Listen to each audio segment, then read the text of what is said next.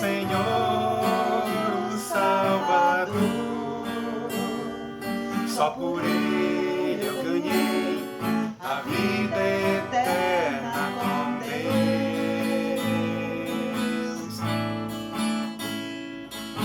Calmo, sereno e tranquilo, sinto descanso neste viver.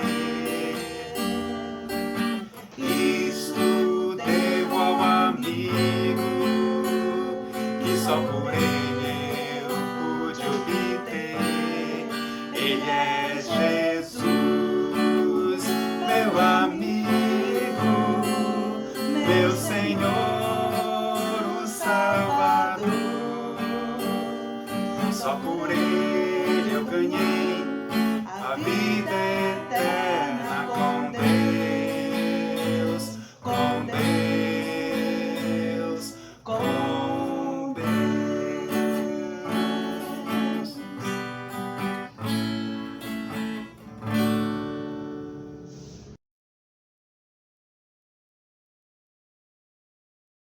Boa noite, irmãos da Igreja Presbiteriana do Crespo.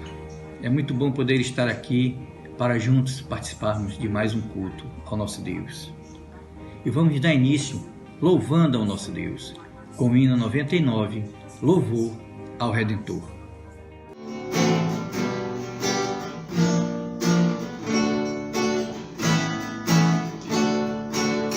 Graças te dou por tudo que me deste, primeiro a salvação em meu Jesus. Graças te dou por tudo que fizeste, por este pecador salvo na cruz. Graças, graças, mil graças a ti, meu Salvador. Graças, graças, mil graças por teu precioso amor. Eu te agradeço a bênção do trabalho e do meu lar que alegra o meu viver. A correção paterna quando falho, provando teu amor pelo meu ser. Graças, graças, mil graças a ti, meu Salvador. Graças, graças, mil graças por teu precioso amor. Eu te agradeço o pão de cada dia, a água que alivia a sede dura e o sol que aquece a pobre gente fria. São bênçãos que enche a terra de fartura. Graças, graças, mil graças a ti, meu Salvador. Graças, graças, mil graças por teu precioso amor. Eu te agradeço, ó Pai, os meus amigos e os inimigos também te agradeço. Sou grato por vitórias em perigos e outras bênçãos que eu não mereço. Graças, graças, mil graças a ti, meu Salvador. Graças, graças, mil graças por teu precioso amor. Agora nós vamos todos fazer a leitura bíblica que está no livro de Isaías, capítulo 1, versículos de 18 a 20. Vamos lá. Vinde, pois, e arrazoemos, diz o Senhor. Ainda que os vossos pecados sejam como a escarlata, eles se tornarão brancos como a neve. Ainda que sejam vermelhos como o carmesim, se tornarão como a lã. Se quiserdes e me ouvirdes, comereis o melhor desta terra. Mas, se recusardes e fordes rebeldes, sereis devorados à espada, porque a boca do Senhor o disse. Irmãos, vamos todos agora fazer uma oração de confissão. Então, abaixemos nossas cabeças e vamos fazer a nossa oração. Senhor Deus, Pai de misericórdia, muito obrigado, Senhor, por nossas vidas, por tudo que temos, por tudo que somos, Pai. Senhor, neste momento, Pai, nós queremos não só te agradecer, mas principalmente, Pai, te dizer, Senhor, que precisamos de Ti, Pai, profundamente, Pai, para que Tu venhas, Pai, a tirar de nós os pecados que cometemos, Pai, para tirar de nós a insegurança, Pai, para tirar de nós, Senhor, tudo aquilo que temos pensado, feito ou falado que não Te agrada, meu Deus. Ó Senhor, sabemos que somos pecadores, Pai, e que estamos fazendo coisas que não Te agradam, meu Deus. Perdoa-nos, Pai, por isso tudo, Senhor. Tem misericórdia de nós, Pai. Que o Teu Espírito Santo, Pai, seja forte e poderoso sobre nossas vidas, Pai. E que Ele sempre esteja nos incomodando, Pai, para que nós, Senhor, possamos dizer não, Pai, a tudo aquilo que não Te agrada, meu Deus. E que nós possamos, Senhor, fazer só o que Tu queres, Pai, só aquilo que a Tua palavra nos ensina, meu Deus. Que nós Te busquemos, Pai, que nós Te conheçamos, Pai, e que nós procuremos, Pai, fazer o que Tu queres e o que é melhor, Senhor, para nossas vidas, Pai. Porque sabemos, Pai, que se fizermos o que Tu queres, Pai, se Te obedecermos, Pai, as nossas vidas, Pai, serão brancas como a neve, meu Deus, como acabamos de ler, meu Deus. Ó Senhor, tem misericórdia de nós, pobres pecadores, Pai, que carecemos de Ti a todos os momentos, meu Deus. Perdoa-nos, Pai, fica conosco, Pai, e mostra-nos, Pai, o caminho que devemos seguir, Senhor, e que esse caminho, Senhor, está na Tua palavra, meu Deus. Muito obrigado, Pai. É esta a oração que eu Te faço e Te agradeço, Pai. Em nome de Jesus, Teu Filho amado, Pai. Amém, Senhor.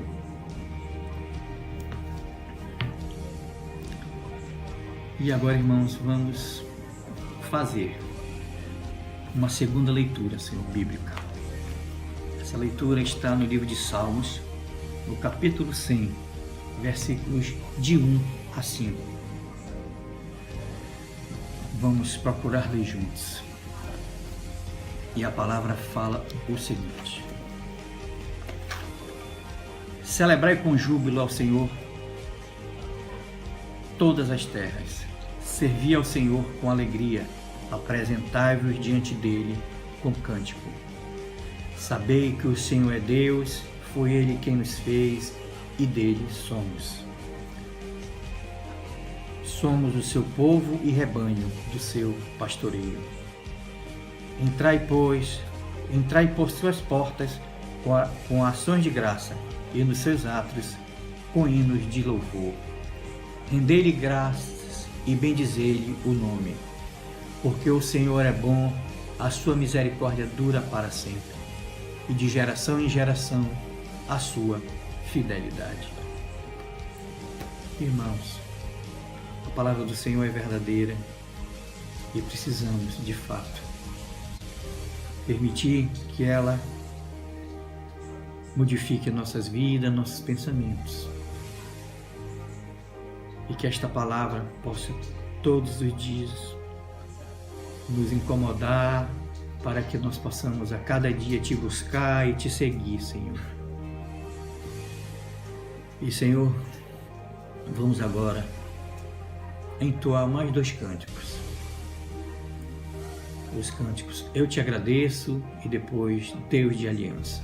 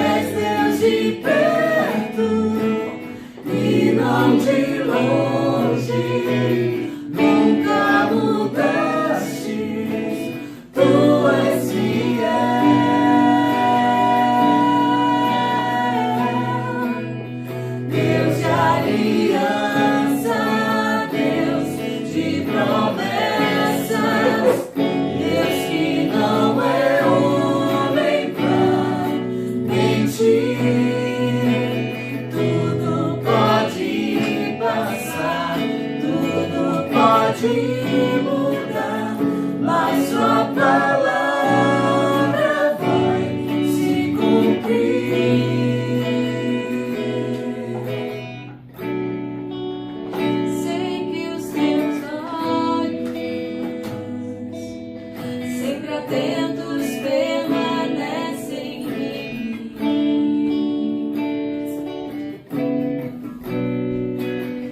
e os teus ouvidos estão sensíveis para ouvir meu clamor.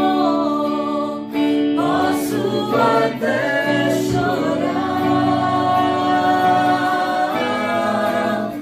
mas a alegria vem de manhã. És Deus de perto e não de longe, nunca mudaste, tu és fiel.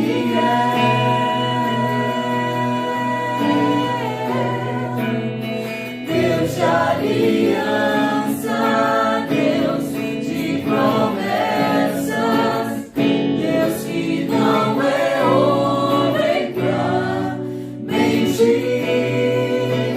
Tudo pode passar, tudo pode mudar, mas sua palavra vai se cumprir. Posso enfrentar o que for, eu sei que luta por mim. Seus planos não podem ser frustrados. Minha esperança está nas mãos do grande eu sou. Meus olhos vão ver o impossível acontecer.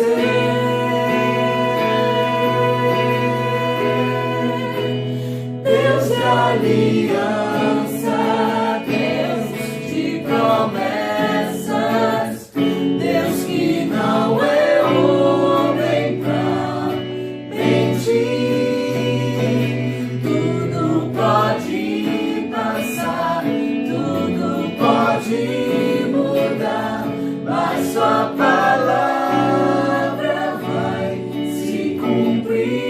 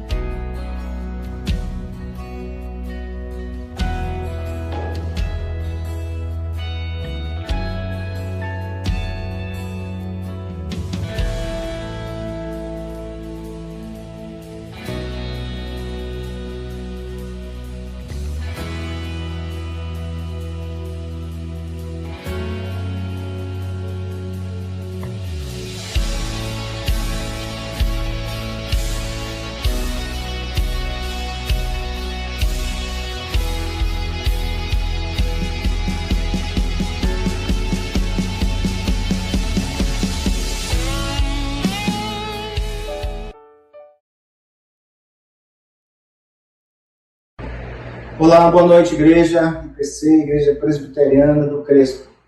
Nós estamos aqui reunidos como a família Brandão Passos para juntos louvarmos a Deus com um cântico. E a palavra de Deus nos diz em Deuteronômio 2 Crônica 7,14, diz: se o meu povo, que se chama pelo meu nome, se humilhar, orar. E também lá em Mateus fala que nós temos que lançar sobre Deus todas as nossas ansiedades, todos os nossos medos, todos os nossos problemas, porque Ele vai ter cuidado de nós, Ele tem cuidado de nós. Então nós vamos cantar um louvor que é Ao Orarmos, Senhor.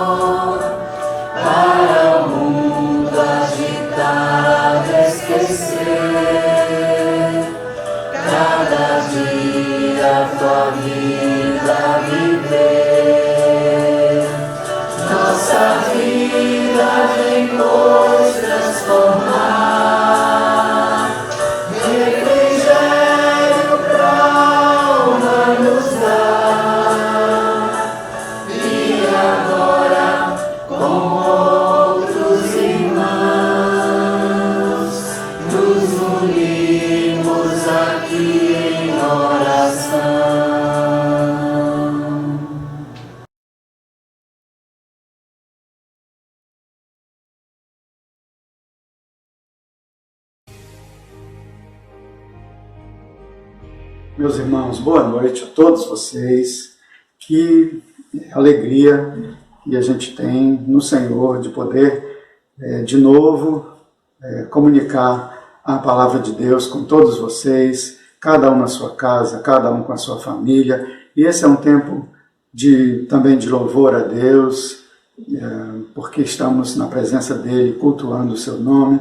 Eu sei que é um tempo também de muitas lutas, apreensão, mas domingo passado nós aprendemos algo muito bom da palavra de Deus.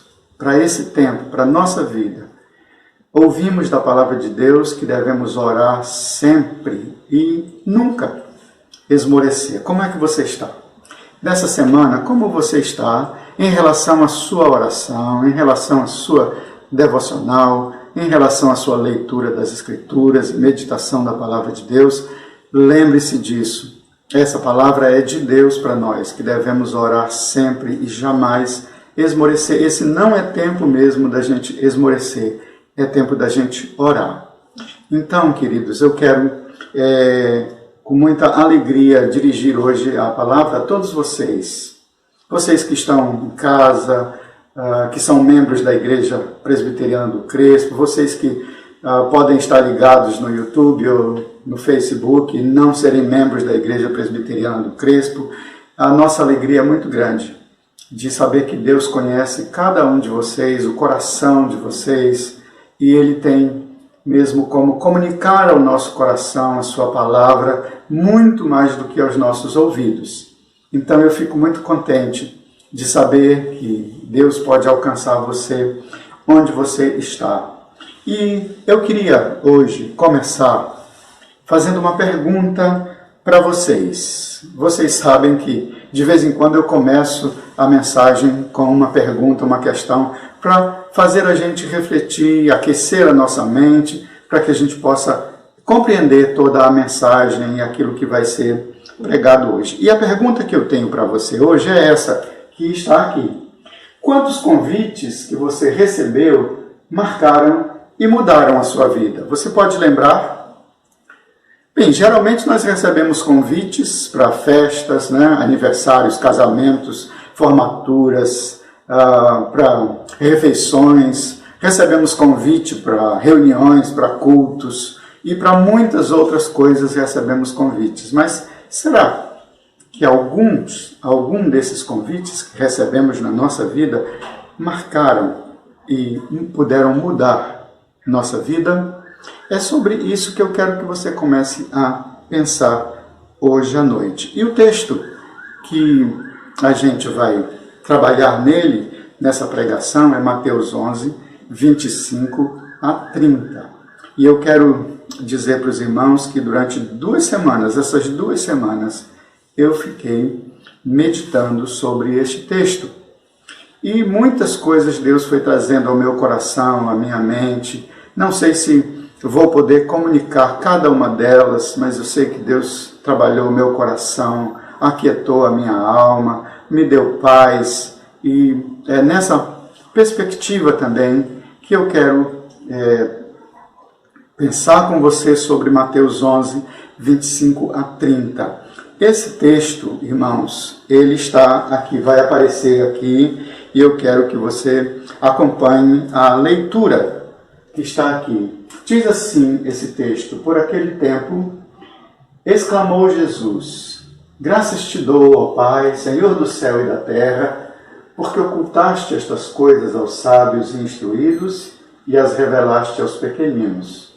Sim, ó Pai, porque assim foi do teu agrado. Tudo me foi entregue por meu Pai. Ninguém conhece o Filho senão o Pai, e ninguém conhece o Pai senão o Filho, e aquele a quem o Filho o quiser revelar. Vinde a mim, todos os que estáis cansados e sobrecarregados, e eu vos aliviarei.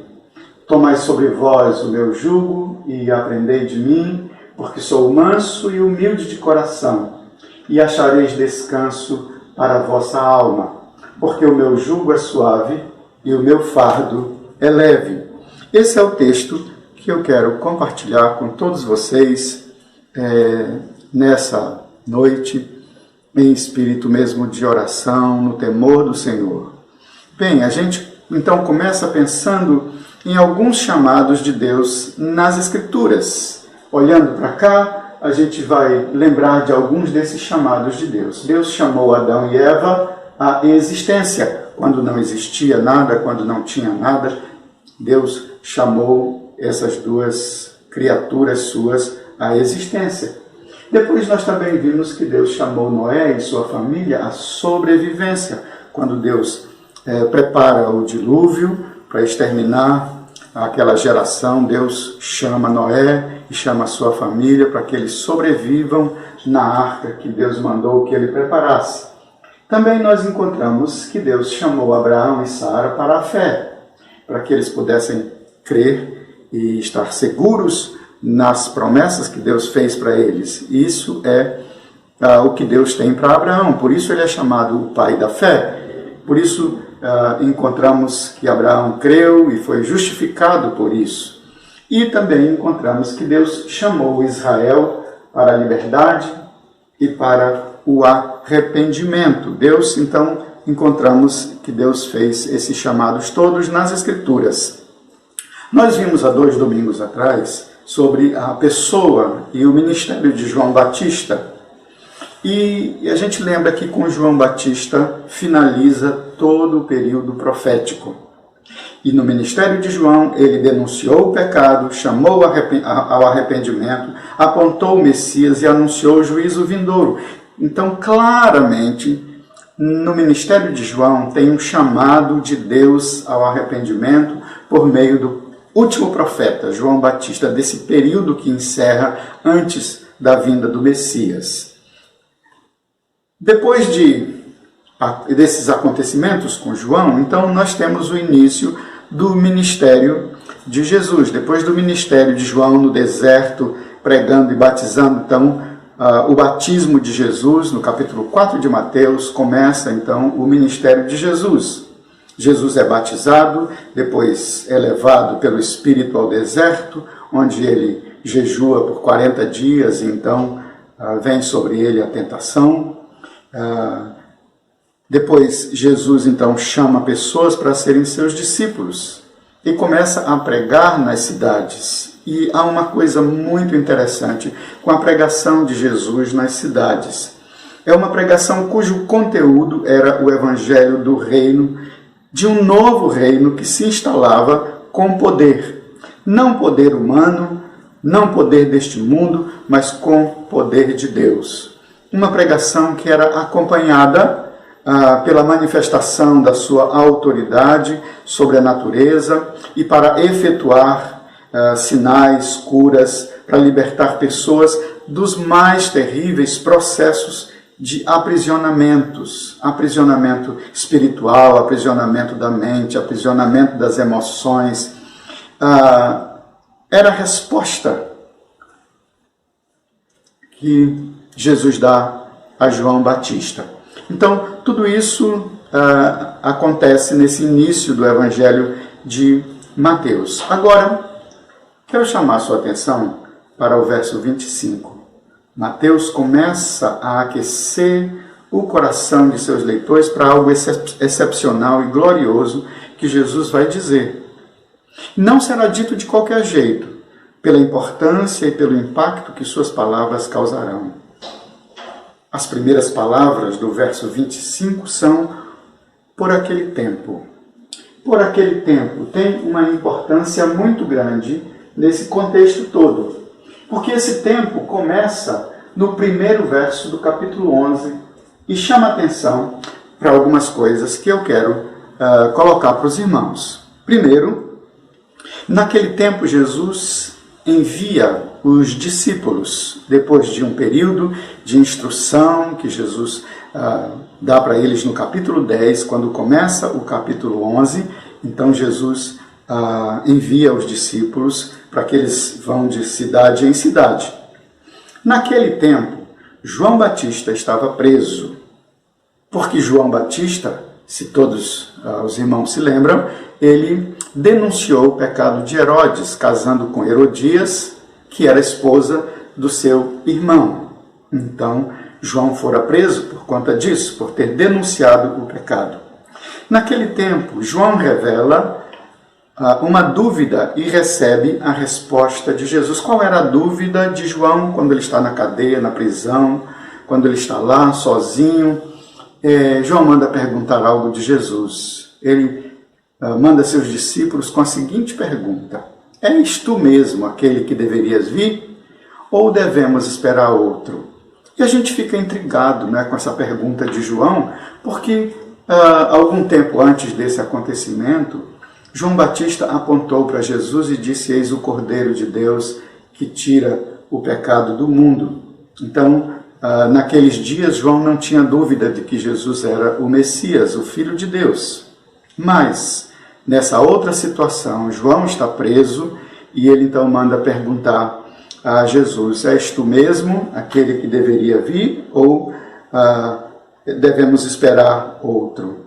Então, eu queria lembrar a vocês qual é a resposta que Jesus dá a João.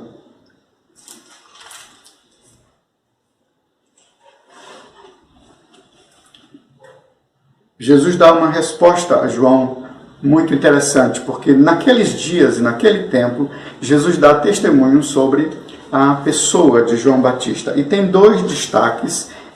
A primeira é a importância de João, capítulo 11, verso 11, diz o seguinte: em verdade vos digo, entre os nascidos de mulher, ninguém apareceu maior do que João Batista, mas o menor no reino dos céus é maior do que ele. Esse é o primeiro destaque. Jesus, falando de João, diz que entre os nascidos de mulher, nesse mundo físico, ninguém apareceu maior do que João Batista. Mas Jesus faz uma referência ao reino de Deus e diz, mas no reino dos céus, o menor no reino dos céus é maior do que João. E depois, um outro destaque que nós temos é que Jesus menciona o perfil daquela geração dos dias em que João Batista estava anunciando, pregando no deserto. Capítulo 11, versos 16 a 19, nos diz o seguinte: mas a quem hei de comparar esta geração? É semelhante a meninos que, sentados nas praças, gritam aos companheiros: nós vos tocamos flauta e não dançastes, entoamos lamentações e não pranteastes. Pois veio João, que não comia nem bebia, e dizem, tem demônio. Veio o Filho do Homem, que come e bebe, e dizem, eis aí um glutão e bebedor de vinho, amigo de publicanos e pecadores. Mas a sabedoria é justificada por suas obras. Jesus então faz um perfil daquela geração dos dias de João, dizendo que aquela geração não se interessava por absolutamente nada, nem na palavra que vinha de Deus e nem na palavra que vinha dos homens. Essa é a comparação que Jesus faz, apresentando o perfil daquela geração. Se fôssemos pensar no perfil da nossa geração, o que será que teríamos para dizer sobre ela? Tem tantas coisas, não é, que podemos falar sobre essa geração dos nossos dias. É uma geração temerosa, é uma geração descaracterizada de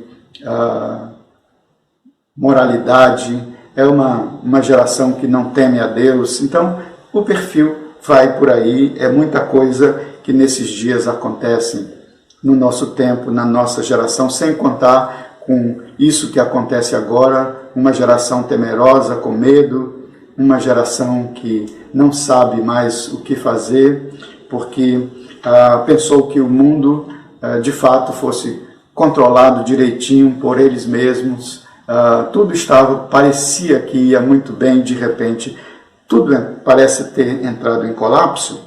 Então, esses dois destaques são muito importantes, que Jesus chama a atenção para a importância de João, e Jesus fala sobre o perfil daquela geração, dos dias em que João pregou naquela cidade.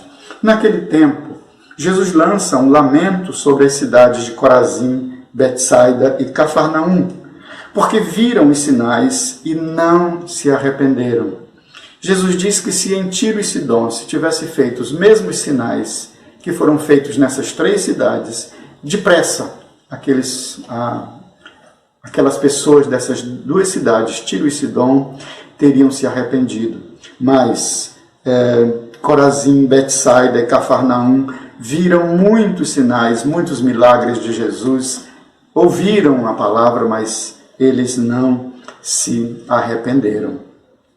Eu pensei, durante todo esse tempo que eu já disse para vocês, nesse texto, e eu fiquei pensando sobre, olhando para os chamados de Deus nas Escrituras, e para esse chamado que nós encontramos aqui nesse texto, eu fiquei pensando que era interessante nós pensarmos na última chamada. Última chamada. E a gente vai entender por que eu estou dando esse título, esse tema, para essa mensagem. A última chamada. Não pense que eu estou falando de morte. Não, eu estou falando de vida.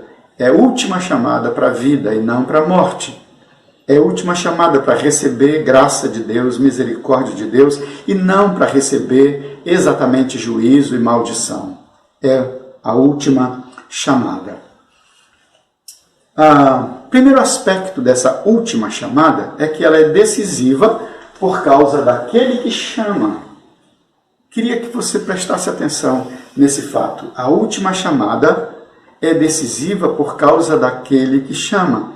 No verso 27, Jesus revela sua relação com o Pai numa demonstração clara de que ele é o Filho de Deus. Esse conhecimento e aceitação de ser Jesus o Cristo não nasce espontaneamente, como muitas pessoas pensam. Não nasce espontaneamente. Nem pode ser uma simples descoberta intelectual. Antes, é uma ação poderosa de Deus que atinge o intelecto, o coração e a alma das pessoas. É no coração, é na alma, não somente com nossos descobrimentos intelectuais. Não, a mensagem de Deus, a palavra de Deus atinge o homem por completo. Esse chamado de Deus atinge o homem por completo. Jesus diz em Mateus 16, 15 a 17, o seguinte, olha o texto aqui. Mas vós, continuou ele, quem dizeis que eu sou? Respondeu Simão Pedro. Respondendo Simão Pedro, disse, tu és o Cristo, o Filho do Deus vivo. Então Jesus lhe afirmou, bem-aventurado és, Simão Barjonas, porque não foi carne e sangue que tu revelaram, mas meu Pai que está nos céus. Essa é uma revelação de Deus. Ninguém pode dizer que Jesus é o Cristo, o Filho de Deus, do Deus vivo, se essa revelação não vier de Deus. Ela não depende das nossas descobertas intelectuais, pesquisando alguma coisa científica, não. Ela vem quando Deus resolve mesmo comunicar ao nosso coração essa resposta tão gloriosa que o apóstolo Pedro dá a respeito de Jesus. Tu és o Cristo, o Filho do Deus vivo. Jesus diz que o Pai entregou tudo a ele numa demonstração clara do seu poder. Vimos primeiro que a última chamada é decisiva por causa daquele que chama. Vimos que Jesus revela sua relação com o Pai numa demonstração clara de que ele é o Filho de Deus. E agora nós vemos que Jesus diz que o Pai entregou tudo a ele numa demonstração clara do seu poder. Jesus, como Filho de Deus, recebeu poder para sujeitar a ele todas as coisas. Em Romanos 11:36 diz, porque dele e por meio dele e para ele são todas as coisas.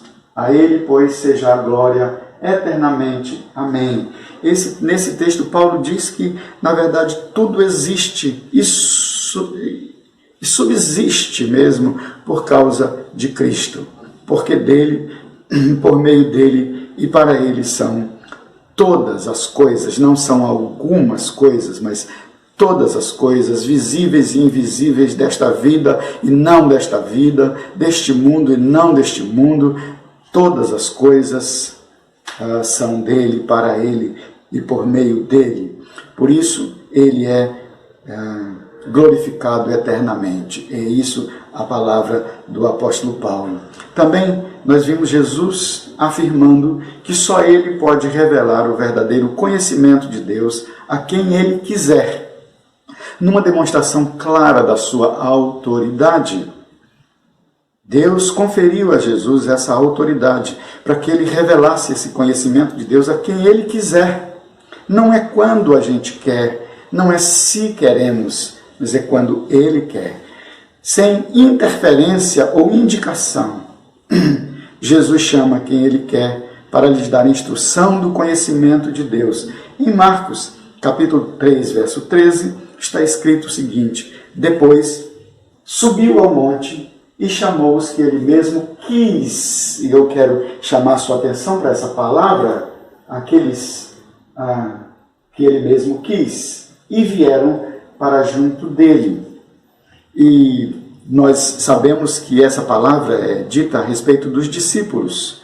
Jesus quis, não houve nenhuma indicação de cada um deles. Não, Jesus quis, por isso chamou para que eles pudessem conhecer a Deus, os mistérios de Deus, tudo sobre o reino de Deus, aquilo que somente Jesus poderia compartilhar com alguém, porque ninguém pode falar dessas coisas a não ser aquele que veio de lá. Ninguém pode falar do céu a não ser aquele que de lá desceu. E aquele que desceu, a palavra de Deus diz, é o mesmo que subiu. Em segundo lugar, a última chamada é decisiva por causa daqueles que são chamados. Primeiro, é por causa daquele que chama. A última chamada é decisiva por causa daquele que chama. E aquele que chama é o Filho do Deus vivo. Agora, a última chamada é decisiva por causa daqueles que são chamados. O verso 25 diz que Deus ocultou o seu conhecimento dos sábios e instruídos, mas revelou aos pequeninos. Ouça bem isso. Deus ocultou o seu conhecimento aos sábios e instruídos, mas revelou aos pequeninos. Jesus não está dizendo que os sábios e instruídos não podem chegar ao conhecimento de Deus, não é isso que ele está dizendo. Claro que um sábio pode chegar ao conhecimento de Deus, desde que seja pela revelação de Deus. Mas, todavia, aqueles que julgam ter mentes brilhantes e confiam no poder do intelecto, dificilmente se dobram ao conhecimento natural e sobrenatural que o próprio Deus revela de si mesmo por meio da natureza da sua palavra e de Cristo. Por isso, eles desprezam a Deus e sua revelação, porque confiam no poder intelectual da sua mente, acham que sua mente, sozinha, é capaz de compreender todos os mistérios de Deus e toda a revelação de Deus. Não é possível. É necessário que haja mesmo uma ação de Deus para revelar aquele que Ele é e como é que Ele age em toda a natureza, no universo e na vida particular de cada pessoa. Os pequeninos ou humildes são os que vão além do intelecto. Eles são convencidos que não podem, por isso esperam uma intervenção milagrosa de Deus. Queridos, quando eu e você sabemos que não podemos, então dependemos de Deus, então esperamos de Deus. Eu sei que muitos de nós estão experimentando isso agora. Por exemplo, nesse tempo, nós estamos dizendo: Deus, o Senhor é maravilhoso, nós dependemos de Ti, nós esperamos em Ti, vem livrar-nos. Então, quanto mais dependente, quanto mais humilhados e quanto mais humildes nós estivermos, mais esperamos por uma intervenção milagrosa de Deus. Jesus diz que os sábios e instruídos não se dão conta disso, que eles dependem de uma intervenção de Deus, que eles dependem de Deus. Para conhecer a Deus, eles dependem dessa revelação de Deus. Mas Jesus diz que os humildes, os pequeninos, ele chama de pequeninos, eles vão além do intelecto. Não somente seu intelecto é alcançado pelo poder de Deus e pela comunicação que o próprio Deus faz em sua mente, mas o coração deles também é alcançado e a alma deles é alcançada da mesma maneira por essa intervenção de Deus. Jesus faz então essa distinção. E aqueles que ele está chamando, nessa chamada final, ele sabe, os que vão ouvi-lo são aqueles a quem ele chama de pequeninos e humildes, porque os poderosos não dão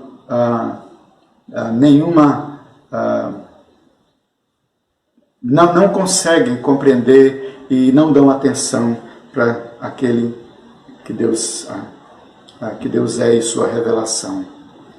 No verso 28, Jesus chama os cansados e sobrecarregados. Primeiro ele diz que os poderosos e os sábios e instruídos desse mundo, nessa vida, não querem saber dele, não ouvem o seu chamado, mas os cansados e sobrecarregados é para esse grupo de pessoas que Jesus então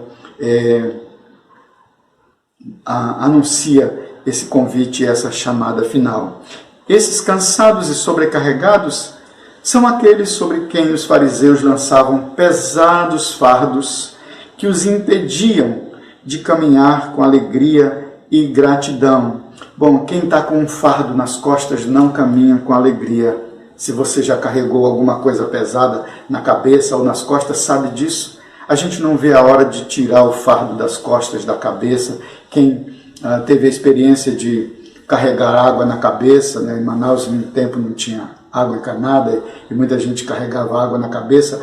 A alegria é quando despejava água no camburão, e então ficava livre daquele peso, mas tinha que voltar para trazer mais uma lata de água cheia, e o peso era sempre muito grande, as distâncias também não eram pequenas. Então, esses cansados e sobrecarregados são aqueles sobre quem os fariseus lançavam pesados fardos que os impediam de caminhar com alegria e gratidão. Se tem fardo, se carrega fardo pesado, não anda, não caminha com alegria e gratidão.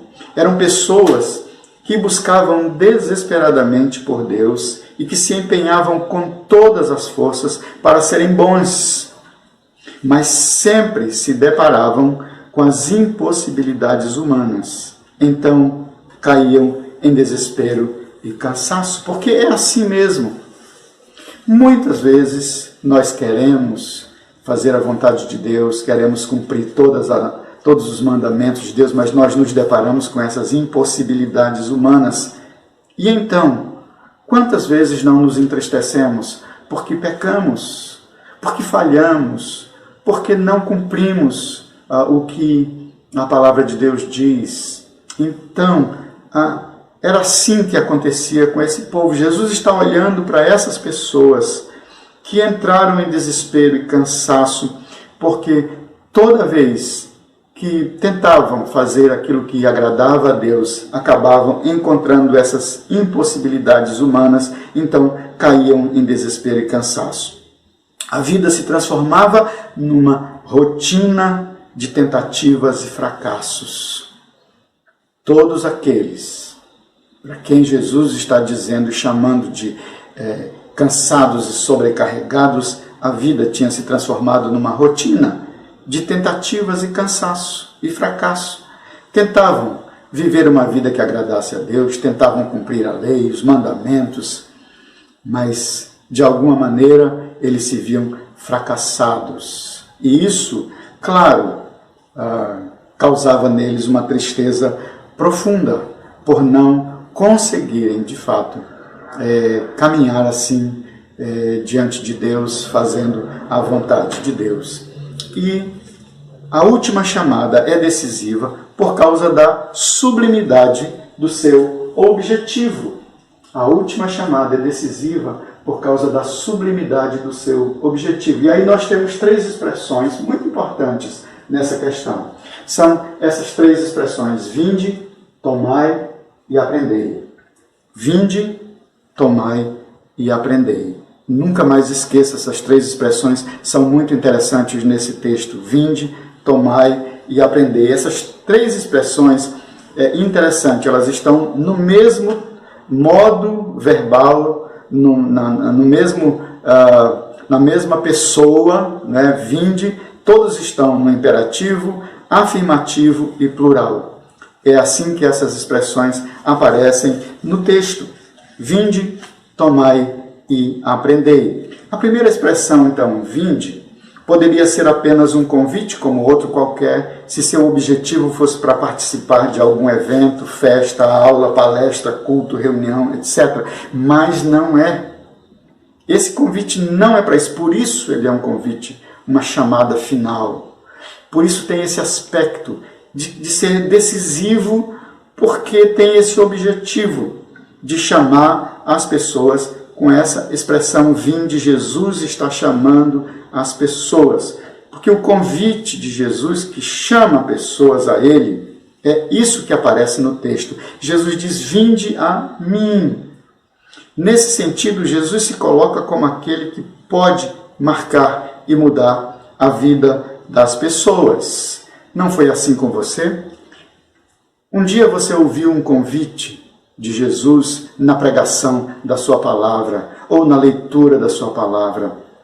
Um dia você ouviu esse convite, esse chamado de Deus, esse chamado da graça que a gente tem dito muitas vezes que é irresistível, porque não tem mesmo quem possa resistir. Jesus então chama, mas não chama de qualquer jeito, não chama para alguma coisa, para algum evento. Não, Jesus chama para Ele, é um chamado pessoal.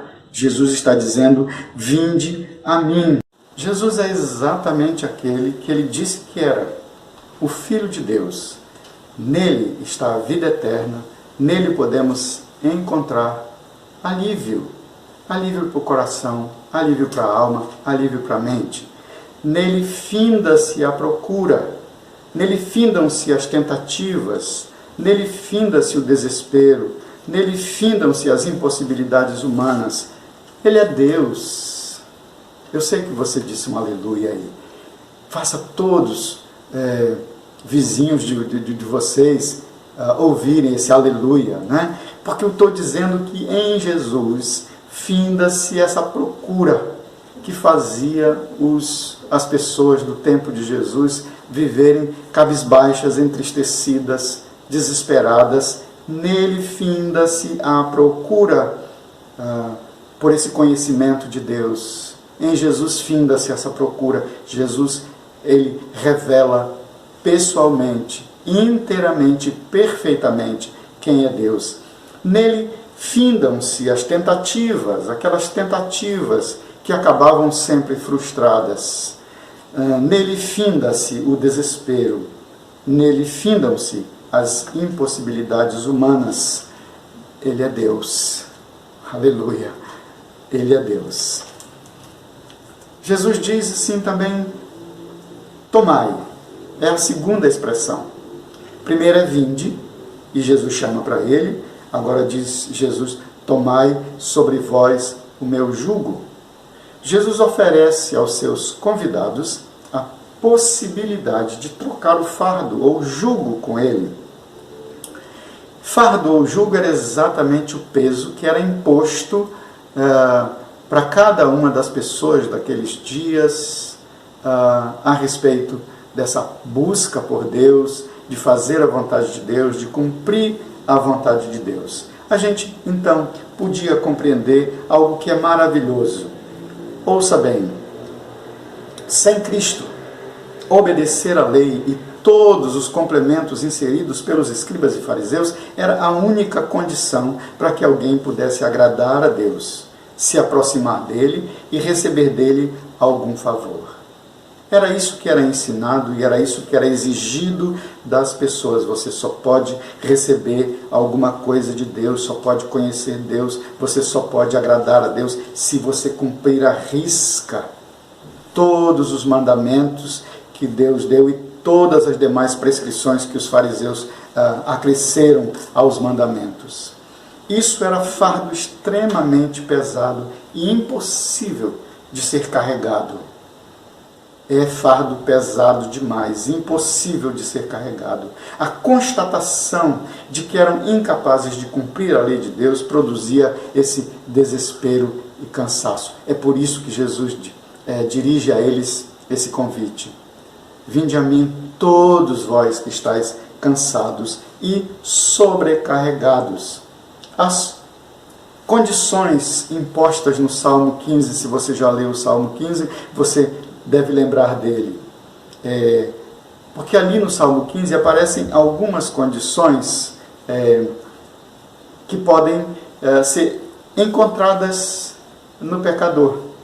Essas condições que estão lá no Salmo 15 jamais podem ser encontradas em nós. O salmista ali pergunta: quem, Senhor, habitará no teu tabernáculo? Quem há de morar no teu santo monte? Essa é a pergunta do salmista. Ele começa o salmo com essa pergunta: quem, Senhor, habitará no teu tabernáculo? Quem há de morar no teu santo monte? A resposta do salmista só pode apontar para uma pessoa, o Senhor Jesus. Ninguém mais. Só Ele tem todos os requisitos que são exigidos no restante do salmo. O apóstolo Paulo diz que ele foi obediente até a morte e morte de cruz. Ele sim foi obediente. Portanto, cobrar com legalismo que uma pessoa obedeça à lei de Deus para ganhar o favor de Deus, isso é contra tudo que Jesus ensinou e contra esse convite, esse chamado para Ele mesmo. Então, em Cristo, obedecer à lei não é um fardo, não é um peso. Em Cristo, obedecer à lei deve ser primeiramente resultado de um compromisso de amor a Ele. Ele disse: se me amais, guardareis os meus mandamentos. É muito interessante, Porque Jesus não disse assim, olha, se você se esforçar, você vai guardar os meus mandamentos. Olha, se você tentar, você vai guardar os meus... Não, ele disse, se você me amar. Esse é o compromisso. O compromisso é de amá-lo. Se nós o amarmos, então seremos capazes de andar conforme ele nos ensinou a andar. E em seguida, como gratidão. Primeiro é por amor e depois por gratidão, por ter recebido o dom da salvação sem ter obedecido antes à lei. Olha, isso é tão interessante. O apóstolo Paulo explica isso de duas maneiras. Eu sei que você sabe tudo isso, mas eu só quero lembrar a você, e se você não sabe, fica sabendo então agora, que o apóstolo Paulo explica isso de duas maneiras. Primeiro, ele diz, mas Deus prova seu próprio amor para conosco pelo fato de ter Cristo morrido por nós, sendo nós ainda pecadores. Isso está lá em Romanos 5:8. Diz que Deus provou esse amor por nós, por ter Cristo morrido por nós, antes que nós fizéssemos qualquer coisa boa, antes que a gente obedecesse à risca a sua lei. Não é quando nós ainda éramos pecadores, miseráveis, ele deu a sua vida por nós. Segundo, o apóstolo Paulo também afirma, porque pela graça sois salvos mediante a fé. Isto não vem de vós, é dom de Deus, não de obras, para que ninguém se glorie.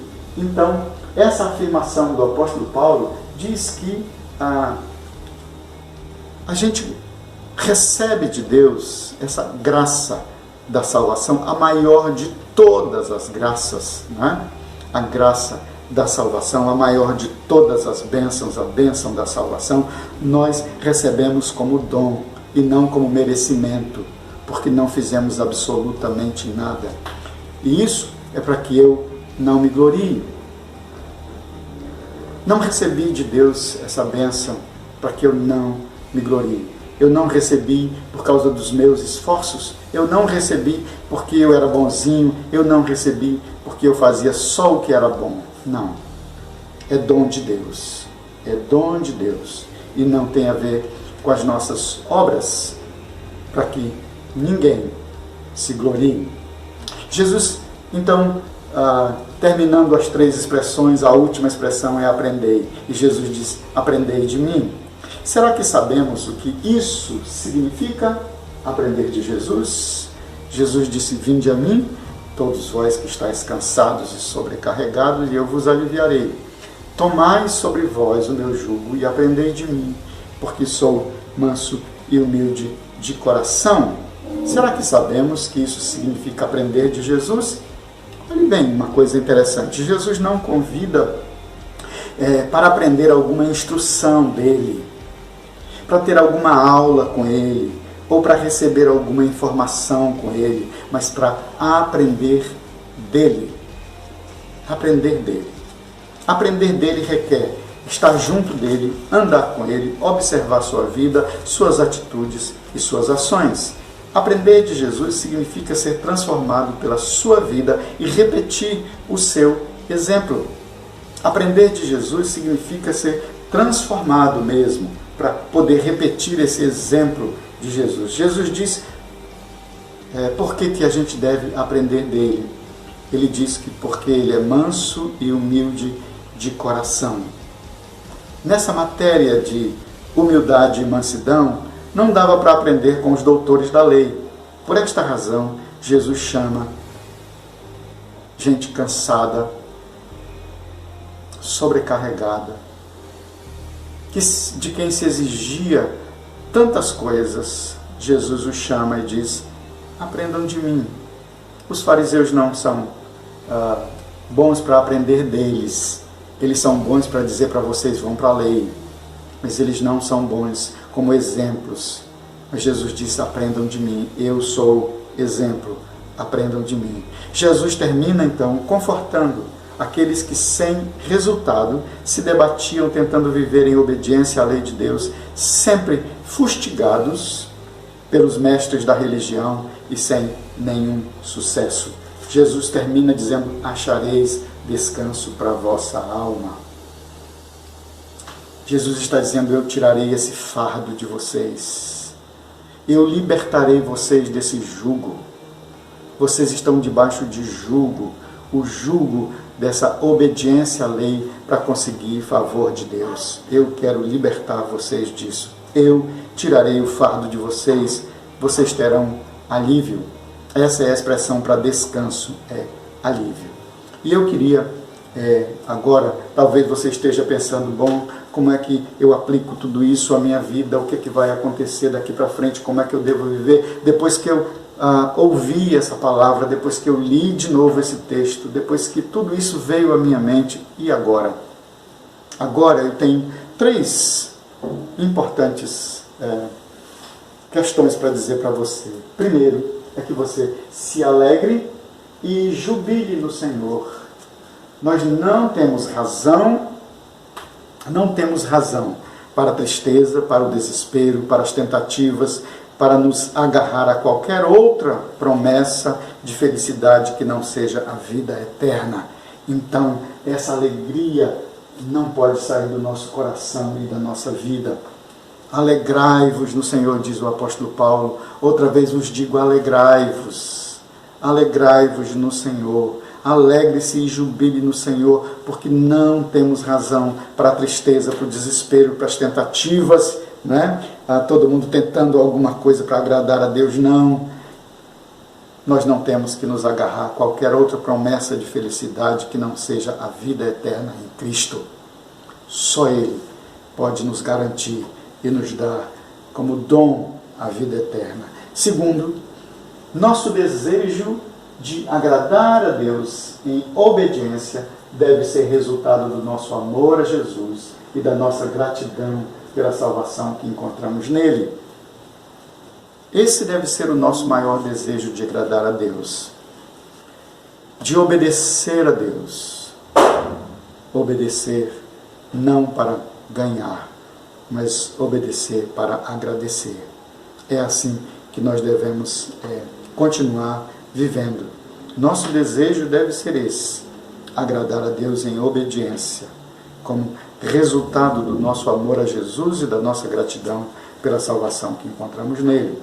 E terceiro, nossa oração deve ser que o Senhor nos fortaleça a fim de esperarmos com paciência a sua vinda e, enquanto aguardamos, glorificarmos o seu nome. É assim que devemos aguardar a sua vinda. E essa deve ser nossa oração. Senhor, fortaleça o meu coração, a minha alma, a minha vida, a fim de que eu possa esperar com paciência. É claro que enquanto eu espero com paciência, muitas coisas acontecem. Às vezes enfrentamos doenças, às vezes enfrentamos desemprego, às vezes enfrentamos fome, às vezes é possível enfrentar a morte, mas a nossa segurança e confiança está no Senhor. Então, eu queria que você pensasse. Enquanto você continua pensando tudo isso, glorificando a Deus, louvando a Deus, bendizendo a Deus, Ele veio para te salvar. Jesus veio para nos salvar. Ele veio para nos salvar. Então, nós vamos cantar e depois eu vou fazer a oração final.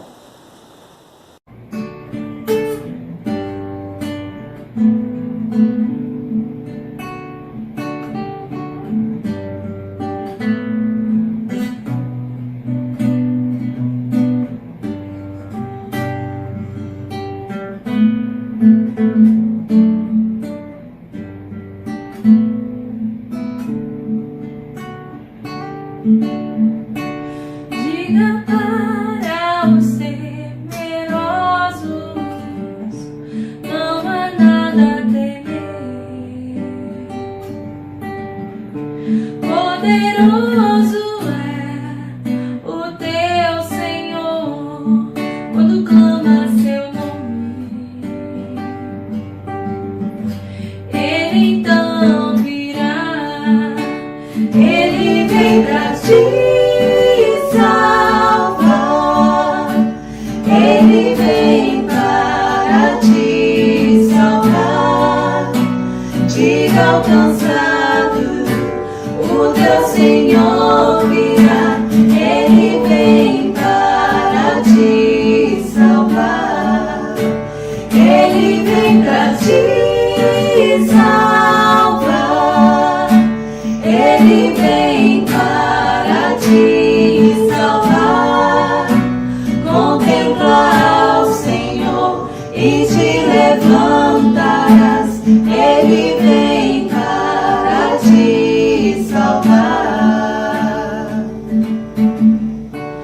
diga para os abatidos, não percam a fé.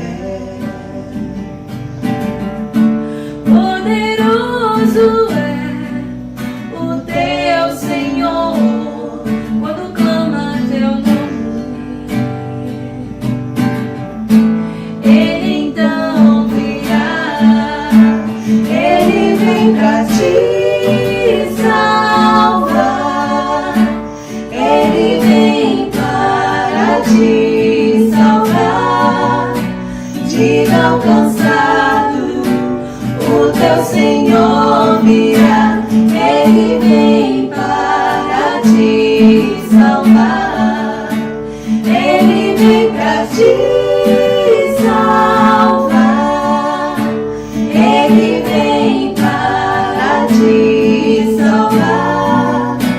Contemplar o Senhor e te levantarás. Ele vem para te salvar. Ele é o teu refúgio em meio às lutas, o escudo na tempestade, uma torre na tristeza, fortaleza em meio à batalha. Ele vem pra te salvar. Ele vem para te salvar. Diga ao cansado, o teu Senhor virá. Ele vem para te salvar. Ele vem pra te salvar. Ele vem para te salvar. Contemplar o Senhor e te levantarás. Ele vem para te salvar.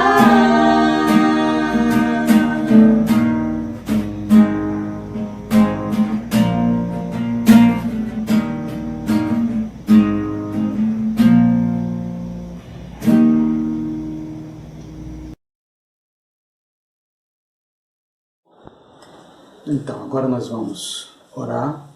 Eu quero orar por você, orar pela igreja, orar pela situação do nosso país, da nossa cidade, do nosso estado. Nós sabemos que Deus sabe todas as coisas, conhece todas as coisas, conhece sua vida, sua família. Deus sabe tudo. E Ele é aquele que cuida e guarda as nossas vidas. Então, vamos orar. Fecha seus olhos aí, junta com seus irmãos, para a gente orar. Senhor Deus, obrigado por esse tempo muito precioso para nós, que embora distantes uns dos outros, mas eu sei que nós estamos no Senhor, no Espírito do Senhor, nós estamos juntos.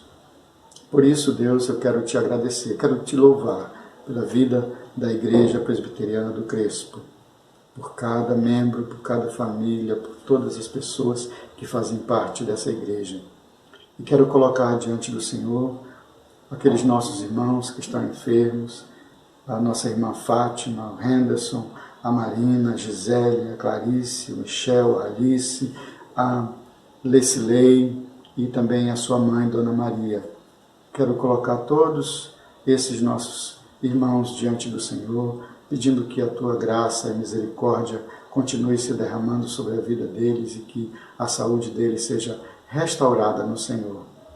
Também, Deus, quero colocar diante do Senhor a situação do nosso país, ó Deus, pedindo Tua misericórdia e graça para todos aqueles que governam, que o Senhor dê juízo e sabedoria a todos, que o Senhor tire do coração daqueles qualquer ideia de que podem produzir o mal sem que o Senhor o saiba. Ó Deus, quero pedir, Senhor, a Tua bênção para a situação do nosso estado e da nossa cidade. Que o Senhor tenha misericórdia desse povo, Deus, e que eles possam ouvir essa chamada final feita por Jesus. Não é mais a chamada dos profetas, mas é a chamada final de Jesus, para que as pessoas vão a Ele, encontrem nele paz, alegria, vida, que possam deixar o fardo pesado que carregam e andar com o de Jesus, que é leve, e possam aprender dele uma nova vida, um novo estilo de vida. Ó Senhor, tem misericórdia das pessoas da nossa cidade. Também coloco diante do Senhor todos aqueles que estão trabalhando nos hospitais, na segurança. São tantas pessoas, Senhor, que estão trabalhando para que outros possam ser cuidados e tenham a possibilidade de tomar os medicamentos necessários. Que o Senhor abençoe cada um, proteja cada um, guarde a vida de cada um. Senhor, muito obrigado mais uma vez por esse tempo. Eu quero te louvar pela tua palavra, pedir que ela permaneça no nosso coração, fortalecendo a nossa fé, nos animando, sabendo que essa última chamada feita por Jesus, nós a ouvimos e corremos para Ele, deixando para trás, Senhor, a nossa busca pessoal, sozinho, pelo Senhor e pelo conhecimento do Senhor. Essa busca terminou porque o Senhor veio até nós. Nós não fomos até o Senhor, mas o Senhor veio até nós. Senhor, obrigado por isso. Obrigado que nós podemos descansar em Ti. Assim, Senhor, eu te louvo e bendigo o Teu nome, no nome santo e poderoso de Jesus. Amém. Amém. Eu não posso dizer para vocês agora que nós somos convidados para tomar o melhor café das galáxias, mas eu sei que a gente pode tomar esse café em família, porque eu tenho dito que o importante não é exatamente o café, mas as pessoas que tomam o café. Então, eu sei que as pessoas que estão aí na sua casa são muito importantes, então tome o melhor café das galáxias com essas pessoas. Por quê? Porque o importante são as pessoas. Para essa semana, queridos, eu queria fazer alguns lembretes a você. Primeiro, a nossa devocional diária. Se você ainda não está fazendo aquela devocional, também não se esqueça da sua oração, do seu tempo de oração. A gente precisa continuar com aquela perspectiva e aquele ensino que recebemos, que devemos orar sempre, sem jamais esmorecer. Então, continue orando. Tá bom, queridos? Então, um forte abraço a você e eu quero pedir que você dê um abraço aí na pessoa que está mais perto de você. Não sei se é a sua esposa, não sei se é seu marido, seus filhos, sogro, sogra. Dê um abraço bem, bem gostoso. Como a gente diz, dê um abacuque, né? Bem gostoso aí na sua família e que Deus nos dê uma semana abençoada de paz no Senhor.